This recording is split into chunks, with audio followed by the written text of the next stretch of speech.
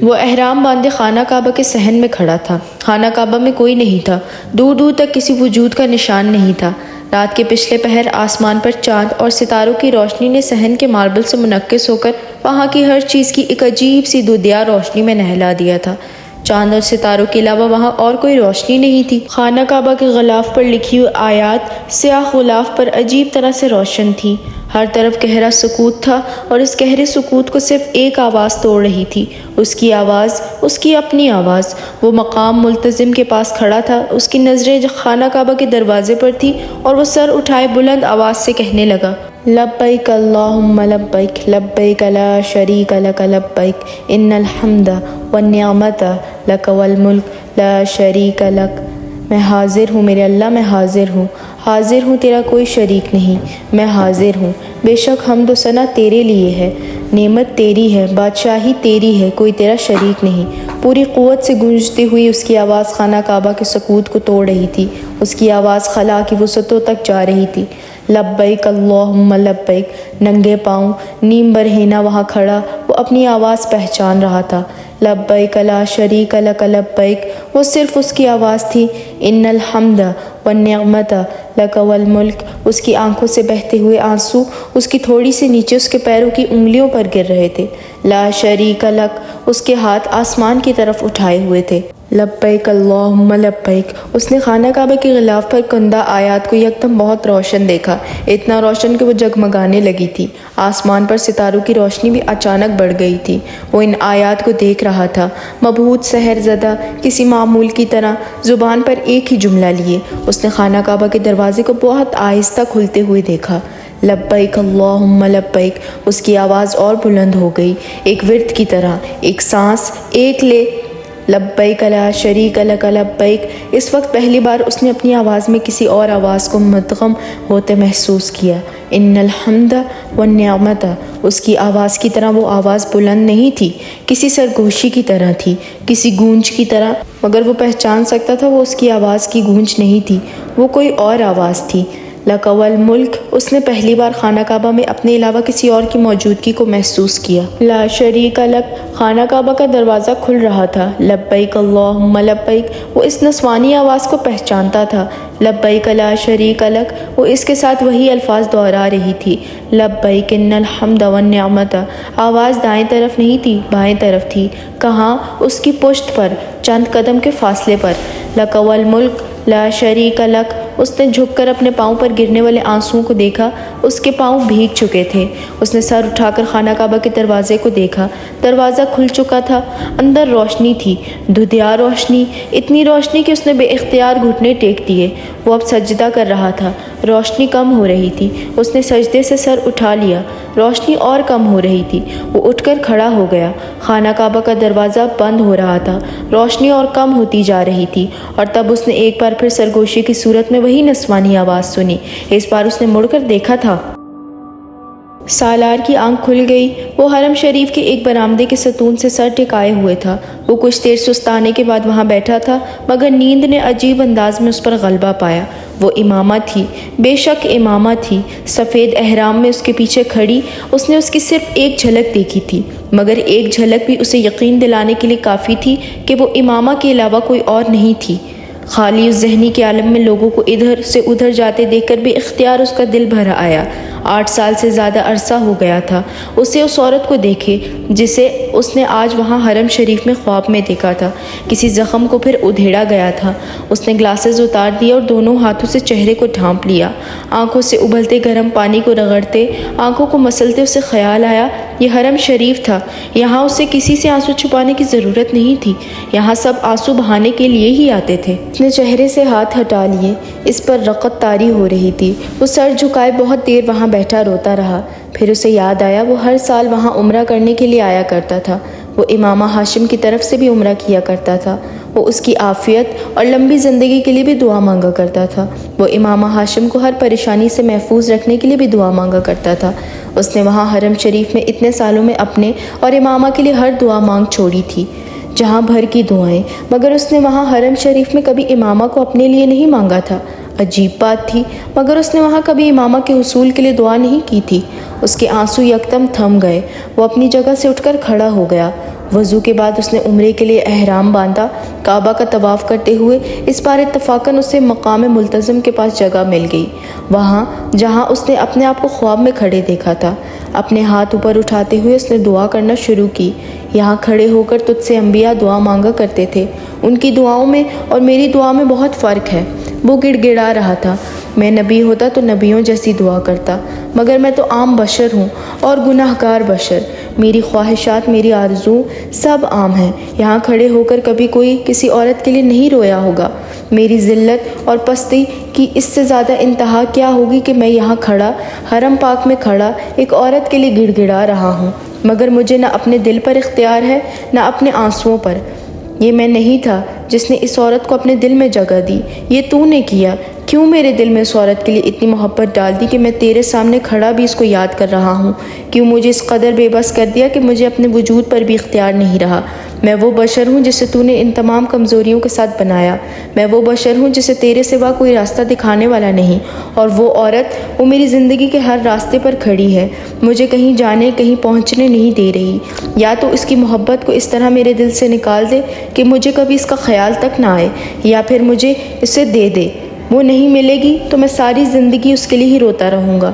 وہ مل جائے گی تو تیرے علاوہ میں کسی کے لیے آنسو نہیں بہا سکوں گا۔ میرے آنسوؤں کو خالص ہونے دے۔ میں یہاں کھڑا تجھ سے پاک عورتوں میں سے ایک کو مانگتا ہوں۔ میں امامہ ہاشم کو مانگتا ہوں۔ میں اپنی نسل کے لیے اس عورت کو مانگتا ہوں جس نے آپ کے پیغمبر صلی اللہ علیہ وآلہ وسلم کی محبت میں کسی کو شریک نہیں کیا، جس نے ان کے لیے اپنی زندگی کی تمام آسائشات کو چھوڑ دیا۔ اگر میں نے اپنی زندگی میں کبھی کوئی نیکی کی ہے تو مجھے اس کے عوض امامہ ہاشم دے دے۔ تو چاہے تو یہ اب بھی ہو سکتا ہے، اب بھی ممکن ہے۔ مجھے اس آزمائش سے نکال دے، میری زندگی کو آسان کر دے۔ 8 سال سے میں جس تکلیف میں ہوں مجھے اس سے رہائی دے دے۔ سالار سکندر پر ایک بار پھر رحم کر، وہی جو تیری صفات میں افضل ترین ہے۔ وہ سر جھکائے وہاں بلک رہا تھا، اسی جگہ پر جہاں اس نے خود کو خواب میں دیکھا تھا، مگر اس بار اس کی پشت پر امامہ ہاشم نہیں تھی۔ بہت دیر تک وہاں گڑ گڑانے کے بعد وہ وہاں سے ہٹ گیا تھا۔ آسمان پر ستاروں کی روشنی اب بھی مدھم تھی، خانہ کعبہ روشنیوں سے اب بھی بقا نور بنا ہوا تھا۔ لوگوں کا ہجوم رات کے اس پہر بھی اسی طرح تھا۔ خواب کی طرح خانہ کعبہ کا دروازہ بھی نہیں کھلا تھا۔ اس کے باوجود وہاں سے ہٹتے ہوئے سالار سکندر کو اپنے اندر سکون اترتا محسوس ہوا تھا۔ وہ اس کیفیت سے باہر آ رہا تھا جس میں وہ پچھلے 1 ماہ سے تھا۔ ایک عجیب سا قرار تھا جو اس دعا کے بعد اسے ملا تھا، اور وہ اسی قرار اور طمانینت کو لیے ہوئے 1 ہفتہ کے بعد پاکستان لوٹ آیا تھا۔ میں اگلے سال PhD کے لیے امریکہ جا رہا ہوں۔ فرقان نے بے اختیار چونک کر سالار کو دیکھا۔ کیا مطلب؟ سالار حیرانی سے مسکرایا۔ کیا مطلب کا کیا مطلب؟ میں PhD کرنا چاہتا ہوں۔ یوں اچانک تو نہیں، PhD کرنی تو تھی مجھے، بہتر ہے ابھی کر لوں، سالار اطمینان سے بتا رہا تھا۔ وہ دونوں فرقان کے گاؤں سے واپس آ رہے تھے۔ فرقان ڈرائیو کر رہا تھا جب سالار نے اچانک اسے اپنے PhD کے ارادے کے بارے میں بتایا۔ میں نے بینک کو بتا دیا ہے، میں نے ریزائن کرنے کا سوچا ہے، لیکن وہ مجھے چھٹی دینا چاہ رہے ہیں۔ ابھی میں نے سوچا نہیں ہے کہ ان کی اس آفر کو قبول کر لوں یا پھر ریزائن کر دوں۔ تم ساری پلاننگ کیے بیٹھے ہو۔ ہاں یار، میں مذاق نہیں کر رہا، میں واقعی اگلے سال PhD کے لیے جا رہا ہوں۔ چند ماہ پہلے تک تو تمہارا ایسا کوئی ارادہ نہیں تھا۔ ارادے کا کیا ہے، وہ تو ایک دن میں بن جاتا ہے۔ سالار نے کندھے جھٹکتے ہوئے کھڑکی کے شیشے سے باہر آنے والی کھیتوں کو دیکھتے ہوئے کہا۔ میں ویسے بھی بینکنگ سے متعلق ایک کتاب لکھنا چاہتا ہوں، مگر یہاں میں پچھلے کچھ سالوں میں اتنا مصروف رہا ہوں کہ اس پر کام نہیں کر سکا۔ میں چاہتا ہوں PhD کے دوران میں یہ کتاب لکھ کر شائع بھی کروا لوں۔ میرے پاس کچھ فرصت ہوگی تو میں یہ کام آسانی سے کر لوں گا۔ فرقان کچھ دیر خاموشی سے گاڑی ڈرائیو کرتا رہا، پھر اس نے کہا، اور اسکول، اس کا کیا ہوگا؟ اس کا کچھ نہیں ہوگا، یہ ایسے ہی چلتا رہے گا۔ اس کا انفراسٹرکچر بھی بہتر ہوتا جائے گا۔ بورڈ آف گورنر ہے، وہ لوگ آتے جاتے رہیں گے۔ تم ہو، میں نے پاپا سے بھی بات کی ہے، وہ بھی آیا کریں گے یہاں پر۔ میرے نہ ہونے سے کوئی خاص فرق نہیں پڑے گا۔ یہ اسکول بہت پہلے سالار سکندر کی تھامی ہوئی لاٹھیاں چھوڑ چکا ہے، آئندہ بھی اسے ان کی ضرورت نہیں پڑے گی، مگر میں مکمل طور پر اس سے قطع تعلق نہیں کر رہا ہوں۔ میں اس کو دیکھتا رہوں گا، کبھی میری مدد کی ضرورت پڑی تو آ جایا کروں گا۔ پہلے بھی تو ایسا ہی کیا کرتا تھا۔ وہ اب تھرمس میں سے چائے کپ میں ڈال رہا تھا۔ PhD کے بعد کیا کرو گے؟ فرقان نے سنجیدگی سے پوچھا۔ واپس آؤں گا، پہلے کی طرح یہیں پر کام کروں گا، ہمیشہ کے لیے نہیں جا رہا ہوں۔ سالار نے مسکراتے ہوئے اس کے کندھے کو تھپکا۔ کیا چند سال بعد نہیں جا سکتے تم؟ نہیں، جو کام آج ہونا چاہیے اسے آج ہی ہونا چاہیے۔ میرا موڈ ہے آگے بڑھنے کا، چند سال بعد شاید خواہش نہ رہے۔ سالار نے چائے کے گھونٹ لیتے ہوئے کہا۔ وہ اب بائیں ہاتھ سے ریڈیو کو ٹیون کرنے میں مصروف تھا۔ روٹری کلب والے اگلے ویکنڈ پر ایک فنکشن کر رہے ہیں، میرے پاس انویٹیشن آیا ہے، چلو گے؟ اس نے ریڈیو کو ٹیون کرتے ہوئے فرقان سے پوچھا۔ کیوں نہیں چلوں گا، ان کے پروگرام دلچسپ ہوتے ہیں، فرقان نے جواباً کہا۔ گفتگو کا موضوع بدل چکا تھا۔ اس دن اتوار تھا۔ سالار صبح دیر سے اٹھا۔ اخبار لے کر سرخیوں پر نظر دوڑاتے ہوئے وہ کچن میں ناشتہ تیار کرنے لگا۔ اس نے صرف منہ ہاتھ دھویا تھا، شیو نہیں کی۔ نائٹ ڈریس کے اوپر ہی اس نے ایک ڈھیلا ڈھالا سویٹر پہن لیا۔ اس نے کیتلی میں چائے کا پانی ابھی رکھا ہی تھا جب ڈور بیل کی آواز سنائی دی۔ وہ اخبار ہاتھ میں پکڑے کچن سے باہر آ گیا۔ دروازہ کھولنے پر اسے حیرت کا ایک جھٹکا لگا جب اس نے سعیدہ اماں کو وہاں کھڑا پایا۔ سالار نے دروازہ کھول دیا۔ السلام علیکم، کیسی ہیں آپ؟ اپنی حیرت پر قابو پاتے ہوئے اس نے کہا۔ اللہ کا شکر ہے، میں بالکل ٹھیک ہوں، تم کیسے ہو؟ انہوں نے بڑی گرم جوشی کے ساتھ اس کے سر پر اپنے دونوں ہاتھ پھیرے۔ میں بھی ٹھیک ہوں، آپ اندر آئیں، اس نے مسکراتے ہوئے کہا۔ ٹھیک لگ تو نہیں رہے ہو، کمزور ہو گئے ہو، چہرہ بھی کالا ہو رہا ہے۔ انہوں نے اپنی اینک کے شیشوں کے پیچھے سے اس کے چہرے پر غور کیا۔ رنگ کالا نہیں ہوا، میں نے شیو نہیں کی۔ سالار نے بے اختیار اپنی مسکراہٹ روکی۔ وہ ان کے ساتھ چلتا ہوا اندر آ گیا۔ لو بھلا، شیو کیوں نہیں کی؟ اچھا داڑھی رکھنا چاہتے ہو؟ بہت اچھی بات ہے، نیکی کا کام ہے، بہت اچھا کر رہے ہو۔ وہ صوفہ پر بیٹھتے ہوئے بولی۔ نہیں اماں، داڑھی نہیں رکھ رہا ہوں، آج اتوار ہے، دیر سے اٹھا ہوں کچھ دیر پہلے ہی، اس لیے شیو نہیں کی۔ وہ ان کی بات پر محظوظ ہوا۔ دیر سے کیوں اٹھے ہو؟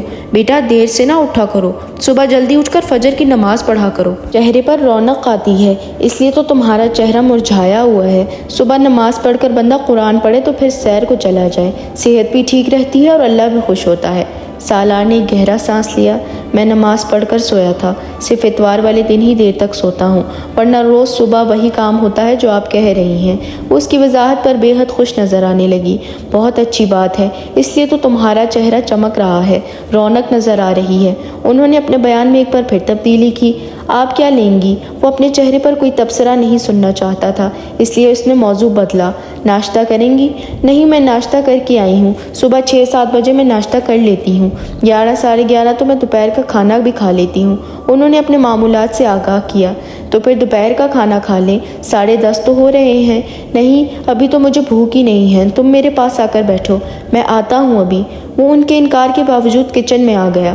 پورے 6 ماہ سے تمہارا انتظار کر رہی ہوں، تم نے ایک بار بھی شکل نہیں دکھائی، حالانکہ وعدہ کیا تھا تم نے۔ اسے کچن میں ان کی آواز سنائی دی۔ میں بہت مصروف تھا اماں جی، اس نے اپنے لیے چائے تیار کرتے ہوئے کہا۔ لو ایسی بھی کیا مصروفیت؟ ارے بچے، مصروف وہ ہوتے ہیں جن کے بیوی بچے ہوتے ہیں، نہ تم نے گھر بسایا، نہ تم گھر والوں کے ساتھ رہ رہے ہو، پھر بھی کہتے ہو مصروف تھا۔ وہ ٹوسٹر سے سلائس نکالتے ہوئے ان کی بات پر مسکرایا۔ اب یہی دیکھو، یہ تمہارے کرنے کے کام تو نہیں ہے۔ وہ اسے چائے کی ٹرے لاتے دیکھ کر خفگی سے بولی۔ میں تو کہتی ہوں یہ کام مرد کے کرنے والے ہیں ہی نہیں۔ وہ کچھ کہے بغیر مسکراتے ہوئے میز پر برتن رکھنے لگا۔ اب دیکھو، بیوی ہوتی تو یہ کام بیوی کر رہی ہوتی، مرد اچھا ہی نہیں لگتا ایسے کام کرتے ہوئے۔ آپ ٹھیک کہتی ہیں اماں جی، مگر اب مجبوری ہے، اب بیوی نہیں ہے تو کیا کیا جا سکتا ہے؟ سالار نے چائے کا کپ ان کی طرف بڑھاتے ہوئے کہا۔ انہیں اس کی بات پر جھٹکا لگا۔ یہ کیا بات ہوئی؟ کیا کیا جا سکتا ہے؟ ارے بچے، دنیا لڑکیوں سے بھری پڑی ہے، تمہارے تو اپنے ماں باپ بھی ہیں، ان سے کہو تمہارا رشتہ طے کریں، یا تم چاہو تو میں کوشش کروں۔ سالار کو یکدم صورتحال کی سنگینی کا احساس ہونے لگا۔ نہیں اماں جی، آپ چائے پئیں، میں بہت خوش ہوں اپنی زندگی سے۔ جہاں تک گھر کے کاموں کا تعلق ہے تو وہ تو ہمارے پیغمبر صلی اللہ علیہ وآلہ وسلم بھی کر لیا کرتے تھے۔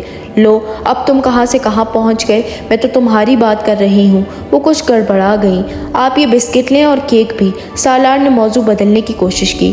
ارے ہاں، جس کام کے لیے میں آئی ہوں وہ تو بھول ہی گئی۔ انہیں اچانک یاد آیا۔ اپنے ہاتھ میں پکڑا بڑا سا بیگ انہوں نے کھول کر اندر کچھ تلاش کرنا شروع کر دیا۔ تمہاری بہن کی شادی طے ہو گئی ہے۔ سالار کو چائے پیتے بے اختیار چھولکا۔ میری بہن کی؟ اماں جی، میری بہن کی شادی تو 5 سال پہلے ہو گئی تھی، اس نے کچھ ہکا بکا ہوتے ہوئے بتایا۔ وہ اتنی دیر میں اپنے بیگ سے ایک کارڈ برآمد کر چکی تھی۔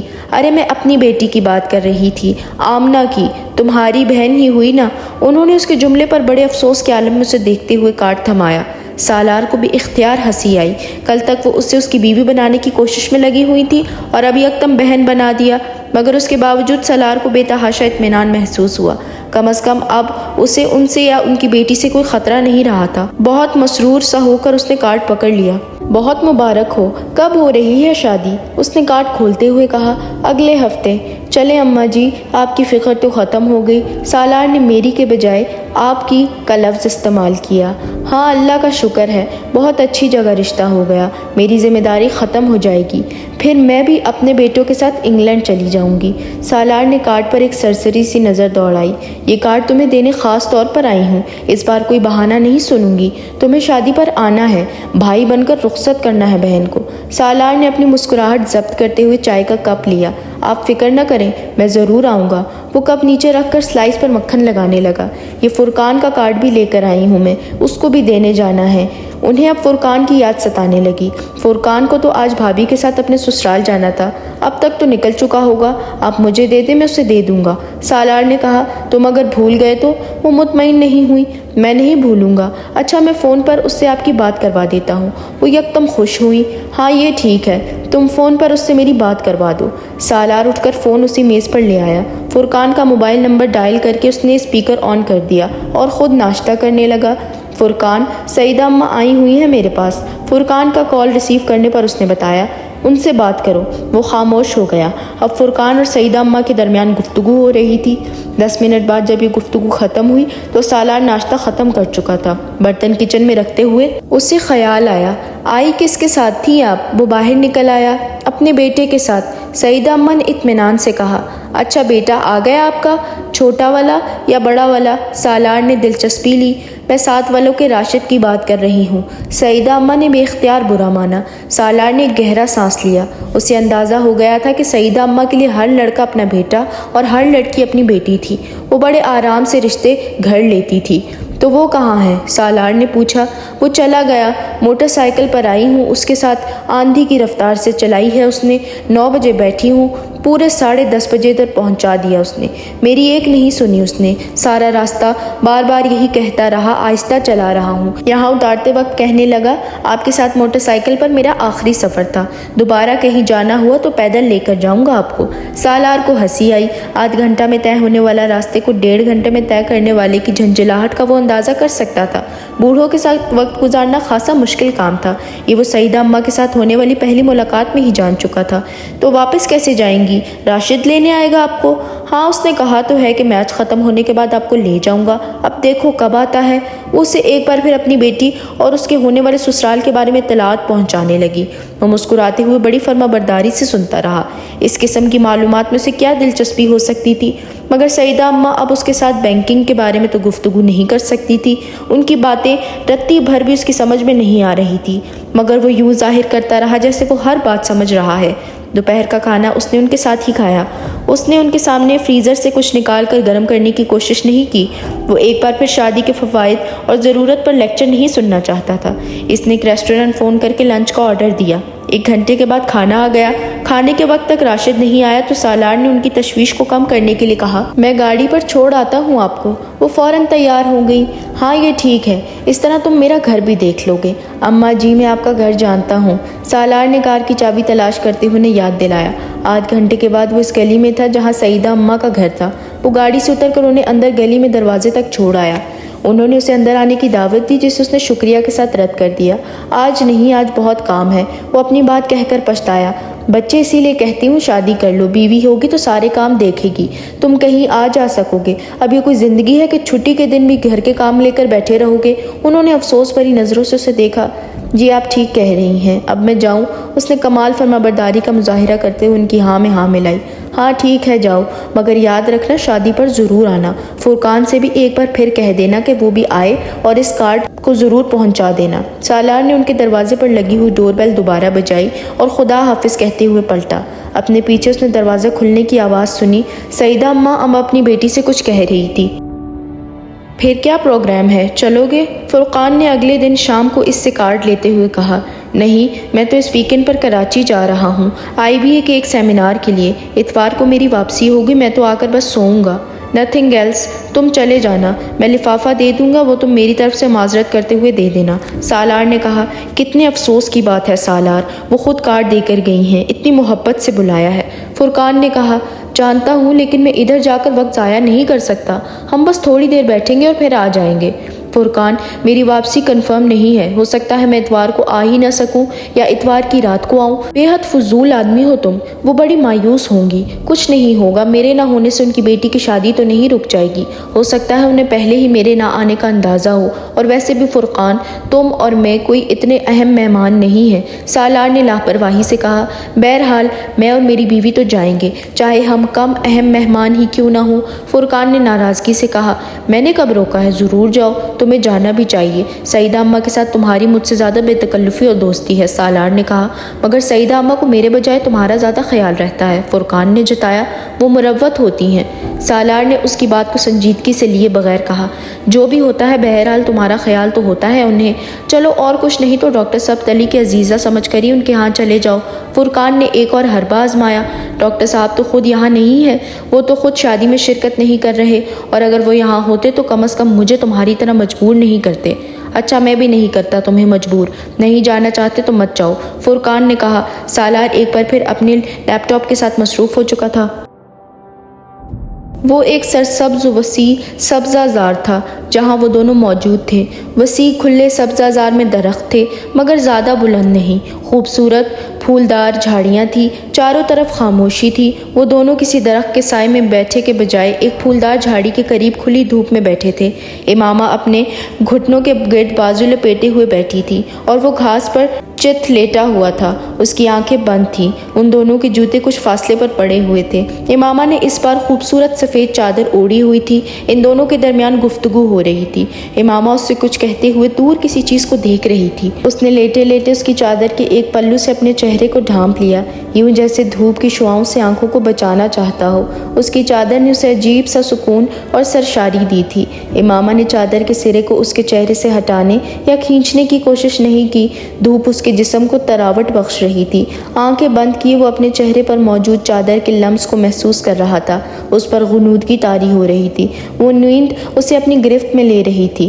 سالار نے یکدم آنکھیں کھول دی۔ وہ اپنے بیڈ پر چت لیٹا ہوا تھا، کسی چیز نے اس کی نیند کو توڑ دیا تھا۔ وہ آنکھیں کھولے کچھ دیر بے یقینی سے اپنے ارد گرد کے ماحول کو دیکھتا رہا۔ یہ وہ جگہ نہیں تھی جہاں اسے ہونا چاہیے تھا۔ ایک اور خواب، ایک اور الوژن۔ اس نے آنکھیں بند کر لی، اور تب اس کو اس موبائل فون کی آواز نے متوجہ کیا جو مسلسل اس کے سرہانے بج رہا تھا۔ یہ فون ہی تھا جو اسے اس خواب سے باہر لے آیا تھا۔ قدرے جھنجھلاتے ہوئے اس نے لیٹے لیٹے ہاتھ بڑھا کر اس نے موبائل اٹھایا۔ دوسری طرف فرقان تھا۔ کہاں تھے سالار؟ کب سے فون کر رہا ہوں، اٹینڈ کیوں نہیں کر رہے تھے؟ فرقان نے اس کی آواز سنتے ہی کہا۔ میں سو رہا تھا، سالار نے کہا اور اٹھ کر بیڈ پر بیٹھ گیا۔ اس کی نظر اب پہلی بار گھڑی پر پڑی جو 4 بجا رہے تھے۔ تم فوراً سعیدہ اماں کے ہاں چلے جاؤ، دوسری طرف سے فرقان نے کہا۔ کیوں؟ میں نے تمہیں بتایا تھا میں تو… فرقان نے اس کی بات کاٹ دی۔ میں جانتا ہوں تم نے مجھے کیا بتایا تھا، مگر یہاں کچھ ایمرجنسی ہو گئی ہے۔ کیسی ایمرجنسی؟ سالار کو تشویش ہوئی۔ تم یہاں آؤ گے تو پتہ چل جائے گا، تم فوراً یہاں پہنچو، میں فون بند کر رہا ہوں۔ فرقان نے فون بند کر دیا۔ سالار کچھ پریشانی کے عالم میں فون کو دیکھتا رہا۔ فرقان کی آواز سے اسے اندازہ ہو گیا تھا کہ وہ پریشان تھا، مگر سعیدہ اماں کے ہاں پریشانی کی نوعیت کیا ہو سکتی تھی؟ 15 منٹ میں کپڑے تبدیل کرنے کے بعد گاڑی میں تھا۔ فرقان کی اگلی کال اس نے کار میں ریسیو کی تھی۔ تم کچھ بتاؤ تو صحیح، ہوا کیا ہے؟ مجھے پریشان کر دیا ہے تم نے، سالار نے اس سے کہا۔ پریشان ہونے کی ضرورت نہیں ہے، تم ادھر ہی آ رہے ہو، یہاں آؤ گے تو تمہیں پتہ چل جائے گا۔ میں فون پر تفصیلی بات نہیں کر سکتا۔ فرقان نے ایک بار پھر فون بند کر دیا۔ تیز رفتاری سے ڈرائیو کرتے ہوئے اس نے آدھ گھنٹے کا سفر تقریباً 15 منٹ میں طے کیا تھا۔ فرقان اسے سعیدہ اماں کے گھر کے باہر ہی ملا تھا۔ سالار کا خیال تھا کہ سعیدہ اماں کے ہاں اس وقت بہت چہل پہل ہوگی، مگر ایسا نہیں تھا۔ وہاں دور دور تک کسی بارات کے آثار نہیں تھے۔ فرقان کے ساتھ وہ بیرونی دروازے کے بائیں طرف بنے ہوئے ایک پرانی طرز کے ڈرائنگ روم میں آ گیا۔ آخر ہوا کیا ہے جو تمہیں مجھے اس طرح بلانا پڑا؟ سالار اب الجھ رہا تھا۔ سعیدہ اماں اور ان کی بیٹی کے ساتھ ایک مسئلہ ہو گیا ہے، فرقان نے ان کے سامنے والے صوفے پر بیٹھتے ہوئے کہا۔ وہ بے حد سنجیدہ تھا۔ کیسا مسئلہ؟ جس لڑکے سے ان کی بیٹی کی شادی ہو رہی تھی، اس لڑکے نے کہیں اور اپنی مرضی سے شادی کر لی ہے۔ مائی گڈنس، سالار کے منہ سے بے اختیار نکلا۔ ان لوگوں نے ابھی کچھ دیر پہلے سعیدہ اماں کو یہ سب فون کر بتا کر ان سے معذرت کی ہے۔ وہ لوگ اب بارات نہیں لا رہے۔ میں ابھی کچھ دیر پہلے ان لوگوں کے ہاں گیا ہوا تھا، مگر وہ لوگ واقعی مجبور ہیں۔ انہیں اپنے بیٹے کے بارے میں کچھ پتہ نہیں ہے کہ وہ کہاں ہے۔ اس لڑکے نے بھی انہیں مجھ سے فون پر ہی اطلاع دی ہے۔ فرقان تفصیل بتانے لگا۔ اگر وہ لڑکا شادی نہیں کرنا چاہتا تو اسے بہت پہلے ہی اپنے ماں باپ کو صاف صاف بتا دینا چاہیے تھا۔ بھاگ کر شادی کر لینے کی ہمت تھی تو ماں باپ کو پہلے اس شادی سے انکار کر دینے کی بھی ہمت ہونی چاہیے تھی۔ سالار نے ناپسندیدگی سے کہا۔ سعیدہ اماں کے بیٹوں کو اس وقت یہاں ہونا چاہیے تھا، وہ اس معاملے کو ہینڈل کر سکتے تھے، لیکن اب وہ نہیں ہے تو کسی نہ کسی کو تو یہ سب کچھ دیکھنا ہے۔ سعیدہ اماں کے کوئی اور قریبی رشتہ دار نہیں ہے؟ سالار نے پوچھا۔ میں نے ابھی کچھ دیر پہلے ڈاکٹر سبت علی صاحب سے بات کی ہے فون پر، فرقان نے اس سے بتایا، لیکن ڈاکٹر صاحب بھی فوری طور پر کچھ نہیں کر سکیں گے، یہاں ہوتے تو اور بات تھی۔ سالار نے کہا۔ انہوں نے مجھ سے کہا ہے کہ میں تمہاری بات فون پر ان سے کرواؤں۔ فرقان کی آواز اس بار کچھ دھیمی تھی۔ میری بات؟ لیکن کس لیے؟ سالار کچھ حیران ہوا۔ ان کا خیال ہے کہ اس وقت تم سعیدہ اماں کی مدد کر سکتے ہو۔ میں؟ سالار نے چونک کر کہا۔ میں کس طرح مدد کر سکتا ہوں؟ آمنہ سے شادی کر کے۔ سالار دم بخود پلکیں جھپکائے بغیر اسے دیکھتا رہا۔ تمہارا دماغ تو ٹھیک ہے؟ اس نے بمشکل فرقان سے کہا۔ ہاں بالکل ٹھیک ہے۔ سالار کا چہرہ سرخ ہو گیا۔ پھر تمہیں پتہ نہیں کہ تم کیا کہہ رہے ہو؟ وہ ایک جھٹکے سے اٹھ کھڑا ہوا۔ فرقان برق رفتاری سے اٹھ کر اس کے راستے میں حائل ہو گیا۔ کیا سوچ کر تم نے یہ بات کہی ہے؟ سالار اپنی آواز پر قابو نہیں رکھ سکا۔ میں نے یہ سب تم سے ڈاکٹر صاحب کے کہنے پر کہا ہے۔ سالار کے چہرے پر ایک رنگ آ کر گزر گیا۔ تم نے انہیں میرا نام کیوں دیا؟ میں نے نہیں دیا سالار، انہوں نے خود تمہارا نام لیا ہے۔ انہوں نے مجھ سے کہا تھا کہ میں تم سے درخواست کروں کہ میں اس وقت سعیدہ اماں کی بیٹی سے شادی کر کے اس کی مدد کروں۔ کسی نے سالار کے پیروں کے نیچے سے زمین کھینچی تھی یا سر سے آسمان، اسے اندازہ نہیں ہوا۔ وہ پلٹ کر واپس صوفے پر بیٹھ گیا۔ میں شادی شدہ ہوں فرقان، تم نے انہیں بتایا؟ ہاں میں نے انہیں بتا دیا تھا کہ تم نے کئی سال پہلے ایک لڑکی سے نکاح کیا تھا، مگر پھر وہ لڑکی دوبارہ نہیں ملی تمہیں۔ پھر وہ اس کے باوجود یہی چاہتے ہیں کہ تم آمنہ سے شادی کر لو۔ فرقان میں وہ بات کرتے کرتے رک گیا۔ اور امامہ، اس کا کیا ہوگا؟ تمہاری زندگی میں امامہ کہیں نہیں ہے۔ اتنے سالوں میں کون جانتا ہے وہ کہاں ہے بھی کہ نہیں؟ فرقان، سالار نے ترشی سے اس کی بات کاٹی، اس بات کو رہنے دو کہ وہ ہے یا نہیں۔ مجھے صرف یہ بتاؤ کہ اگر کل امامہ آ جاتی ہے تو کیا ہوگا؟ تم یہ بات ڈاکٹر صاحب سے کہو۔ فرقان نے کہا۔ تو نہیں، تم یہ سب کچھ سعیدہ اماں کو بتاؤ، آمنہ کو بتاؤ۔ ضروری تو نہیں ہے کہ وہ ایسے شخص کو قبول کر لے جس کی پہلے سے ایک بیوی ہے۔ ایسا ہوتا تو وہ پھر اس لڑکے کو قبول کر لیتی جس نے کہیں اور شادی کر لی ہے۔ وہ اگر بارات لے کر آ جاتا تو شاید یہ بھی ہو جاتا۔ مسئلہ تو یہی ہے کہ وہ آمنہ سے دوسری شادی پر بھی تیار نہیں ہے۔ اسے ڈھونڈا جا سکتا ہے، ہاں ڈھونڈا جا سکتا ہے، لیکن یہ کام اس وقت نہیں ہو سکتا۔ ڈاکٹر صاحب نے آمنہ کے لیے غلط انتخاب کیا ہے۔ میں آمنہ کو کیا دے سکتا ہوں؟ میں تو اس آدمی سے بھی بدتر ہوں جو ابھی اسے چھوڑ گیا ہے، سالار نے بے چارگی سے کہا۔ سالار، انہیں اس وقت کسی کی ضرورت ہے۔ ضرورت کے وقت صرف وہی آدمی سب سے پہلے ذہن میں آتا ہے جو سب سے زیادہ قابل اعتبار ہو۔ تم زندگی میں اتنے بہت سے لوگوں کی مدد کرتے آ رہے ہو، کیا ڈاکٹر سبت علی کی مدد نہیں کر سکتے؟ میں نے لوگوں کی پیسے کی مدد کی ہے۔ ڈاکٹر صاحب مجھ سے پیسہ نہیں مانگ رہے۔ اس سے پہلے کہ فرقان کچھ کہتا، اس کے موبائل پر کال آنے لگی تھی۔ اس نے نمبر دیکھ کر موبائل سالار کی طرف بڑھا دیا۔ ڈاکٹر صاحب کی کال آ رہی تھی۔ سالار نے ستے ہوئے چہرے کے ساتھ موبائل پکڑ لیا۔ وہاں بیٹھے موبائل کان سے لگائے سالار کو پہلی بار احساس ہو رہا تھا کہ زندگی میں ہر بات ہر شخص سے نہیں کہی جا سکتی۔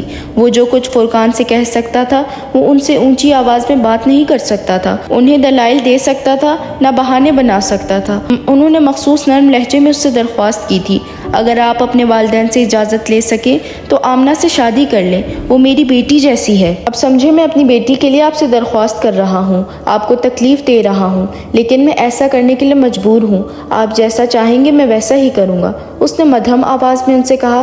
آپ مجھ سے درخواست نہ کریں، آپ مجھے حکم دیں، اس نے خود کو کہتے پایا تھا۔ فرقان تقریباً 10 منٹ کے بعد اندر آیا۔ سالار موبائل ہاتھ میں لیے گمسم فرش پر نظریں جمائے ہوئے تھا۔ ڈاکٹر صاحب سے بات ہو گئی تمہاری؟ فرقان نے اس کے بالمقابل ایک کرسی پر بیٹھتے ہوئے مدھم آواز میں اس سے پوچھا۔ سالار نے سر اٹھا کر اسے دیکھا، پھر کچھ کہے بغیر سینٹر ٹیبل پر اس کا موبائل رکھ دیا۔ میں رخصتی ابھی نہیں کرواؤں گا، بس نکاح کافی ہے، اس نے چند لمحوں بعد کہا۔ وہ اپنے ہاتھوں کی لکیروں کو دیکھ رہا تھا۔ فرقان کو بے اختیار اس پر ترس آیا۔ وہ مقدر کا شکار ہونے والا پہلا انسان نہیں تھا۔ سڑک پر گہما گہمی تقریباً نہ ہونے کے برابر تھی۔ رات بہت تیزی سے گزرتی جا رہی تھی۔ گہری دھند ایک بار پھر ہر چیز کو اپنے حصار میں لے رہی تھی۔ سڑک پر جلنے والی اسٹریٹ لائٹس کی روشنی دھند کو چیرتے ہوئے اس بالکونی کی تاریکی کو دور کرنے کی کوشش کر رہی تھی جہاں منڈیر کے پاس ایک اسٹول پر بیٹھا سالار ہوا تھا۔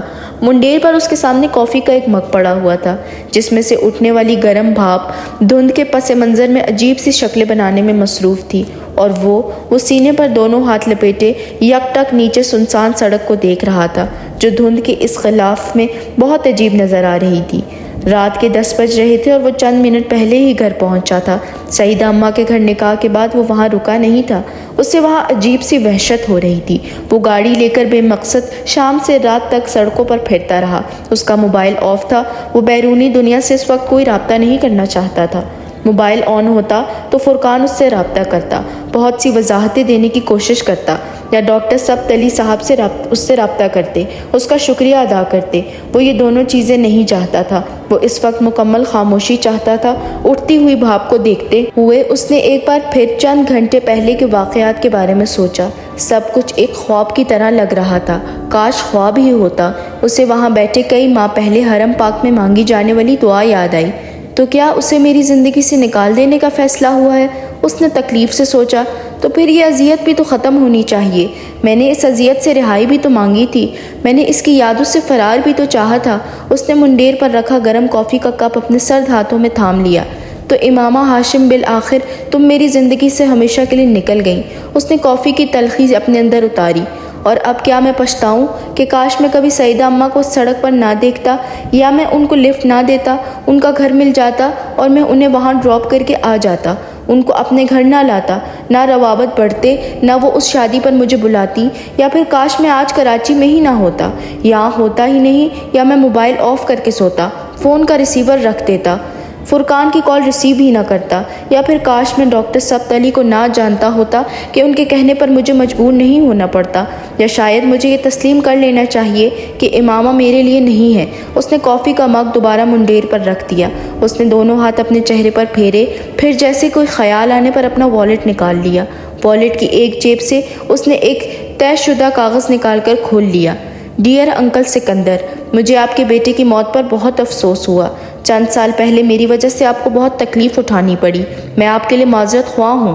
مجھے سالار کو کچھ رقم ادا کرنی تھی، وہ میں آپ کو بھیج رہی ہوں۔ خدا حافظ، امامہ ہاشم۔ اس نے 9 ماہ میں کتنی بار اس کاغذ کو پڑھا تھا اسے یاد نہیں تھا۔ اس کاغذ کو چھوتے ہوئے اسے اس کاغذ میں امامہ کا لمس محسوس ہوتا، اس کے ہاتھوں سے لکھا ہوا اپنا نام۔ کاغذ پر تحریر ان چند جملوں میں اس کے لیے کوئی اپنائیت نہیں تھی۔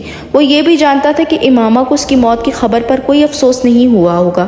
وہ خبر اس کے لیے 2.5 سال بعد رہائی کا پیغام بن کر آئی تھی۔ اسے کیسے افسوس ہو سکتا ہے؟ لیکن اس کے باوجود وہ چند جملے اس کے لیے بہت اہم ہو گئے تھے۔ اس نے کاغذ پر لکھے جملوں پر اپنی انگلیاں پھیری۔ اس نے آخر میں لکھے امامہ ہاشم کے نام کو چھوا، پھر کاغذ کو دوبارہ اسی طرح طے کر کے والیٹ میں رکھ لیا۔ منڈیر پر کافی کا مگ سرد ہو چکا تھا۔ سالار نے ٹھنڈی کافی کے باقی مگ کو ایک گھونٹ میں اپنے اندر انڈھیل لیا۔ ڈاکٹر سید سبت علی ایک ہفتے تک لندن سے واپس پاکستان پہنچ رہے تھے اور اسے ان کا انتظار تھا۔ امامہ ہاشم کے بارے میں جو کچھ وہ اتنے سالوں سے انہیں نہیں بتا سکا تھا، وہ انہیں اب بتانا چاہتا تھا۔ اپنے ماضی کے بارے میں وہ جو کچھ انہیں نہیں بتا پایا تھا، اب وہ ان سے کہہ دینا چاہتا تھا۔ اسے اب پرواہ نہیں تھی وہ اس کے بارے میں کیا سوچیں گے۔